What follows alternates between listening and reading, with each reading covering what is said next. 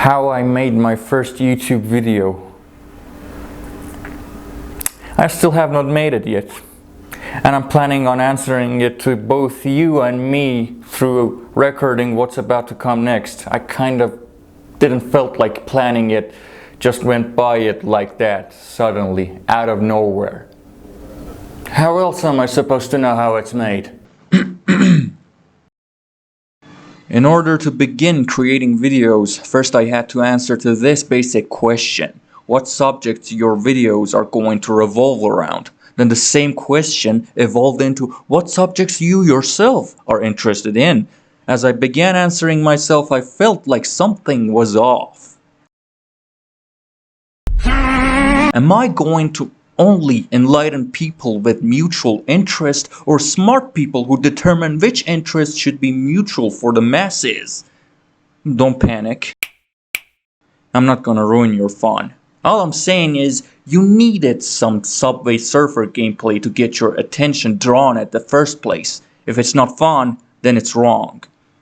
What are you looking at? I wanna spit in it.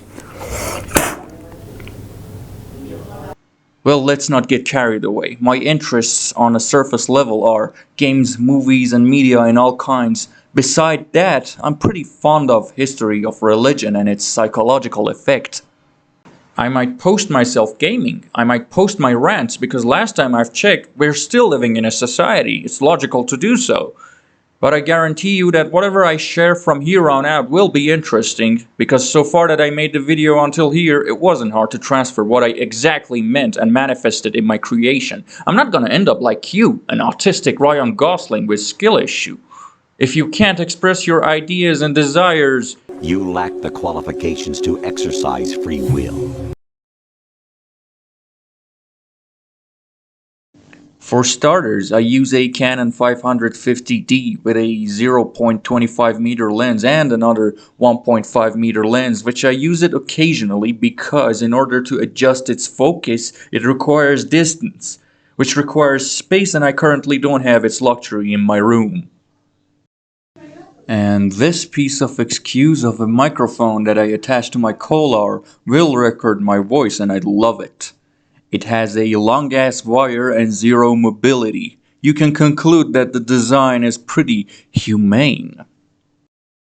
For editing the whole process of this video, I use Adobe Premiere because I want its tutorials easily searched. The more I put some time to edit my video, the more I have to search and learn. The rest is just me re-recording stuff because I suck at the first try. Your own I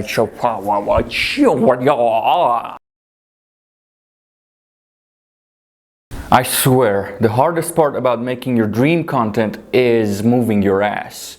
And I'm afraid if I tell you how I motivated myself, you might lose interest and stop watching this video and begin making your own, which I want you to do so.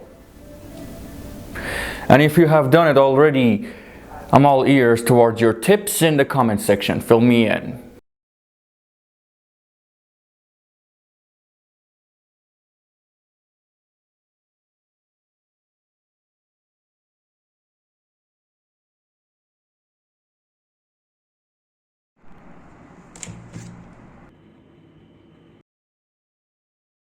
God damn. There was two major flaws about the quality of the video, and one of them wasn't even my fault. And as you saw prior, my camera's recording resolution was locked on 480. And how I didn't notice? Actually, I know how. It's because my imagination of 480 resolution up until now came from YouTube's 480 resolution. If you're watching this in 1080, just go on and change it to 480 and watch everything to this timestamp, which I also have pinpointed in the comment section. Everything prior to this timestamp was recorded in 480, which again was done by my lack of attention. You can only get a glimpse of original quality once it's in 1080. And do the comparison yourself. I don't want to dodge from my responsibility. It's my duty to have my content in HD. But what YouTube does is still unjustifiable. I mean, I know you're doing this because you want to save people's internet traffic, but you're still required to have the courtesy of making a distinction between your resolutions and a cheap pixelated effect. Suppose someone wants to upload on lower qualities. Suppose they imagine people will be witnessing what they did on their own device. What then? What YouTube does in this case is blatantly rude. Just watch out and make sure you're uploading in higher qualities and you'll be fine.